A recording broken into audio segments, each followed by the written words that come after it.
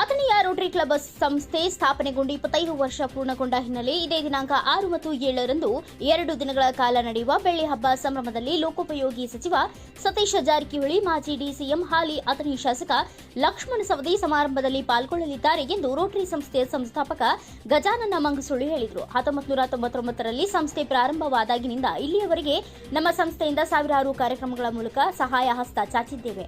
ವಿಶೇಷವಾಗಿ ಶಾಲೆಗಳಿಗೆ ಶೌಚಾಲಯ, ಶುದ್ಧ ಕುಡಿಯುವ ನೀರು, ಡೆಸ್ಕ್, ಕಂಪ್ಯೂಟರ್ ಮತ್ತು ಪರಿಕರಗಳನ್ನು ಕೊಡುವ ಮೂಲಕ ಶಿಕ್ಷಣ ಕ್ಷೇತ್ರಕ್ಕೆ ಹೆಚ್ಚಿನ ಒತ್ತು ನೀಡಿದ್ದೇವೆ ಎಂದು ಗಜಾನನ ಮಂಗಸುಳಿ ಹೇಳಿದರು. ಇದೇ ಸಂದರ್ಭದಲ್ಲಿ ರೋಟರಿ ಸಂಸ್ಥೆ ಅಧ್ಯಕ್ಷರಾದ ಅನಿಲ್ ದೇಶಪಾಂಡೆ, ಕಾರ್ಯದರ್ಶಿ ಅರುಣ್ ಸೌದಾಗರ್ ಹಾಗೂ ಮಾಜಿ ಅಧ್ಯಕ್ಷ ಸಂತೋಷ್ ಬಮ್ಮನ್ನವರ್, ಮೇಘರಾಜ್ ಪರ್ಮಾರ್, ಅರುಣ್ ಯಲಗುಂದ್ರಿ ಮತ್ತು ಶೇಖರ್ ಕೋಲ್ಹಾರ್, ಅಮೃತ ಕುಲಕರ್ಣಿ ಸೇರಿದಂತೆ ಹಲವಾರು ಉಪಸ್ಥಿತರಿದ್ದರು.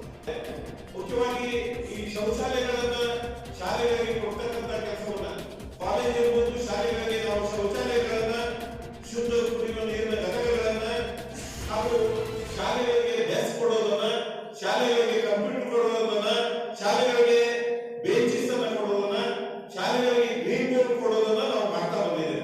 ವಿಶೇಷವಾಗಿ ಶಾಲೆಗೆ ನಾವು ಯಾಕೆ ಒತ್ತನ್ನು ಕೊಡ್ತಾ ಇದೀವಿ ಅಂತಂದ್ರೆ ನಾಳಿನ ಒಂದು ಭವ್ಯ ಭಾರತದ ನಾಗರಿಕರನ್ನ ತಯಾರು ಮಾಡುವಂತ ಈ ಒಂದು ಶಿಕ್ಷಣ ಸಂಸ್ಥೆಗಳಿಗೆ ಗುಣಮಟ್ಟದ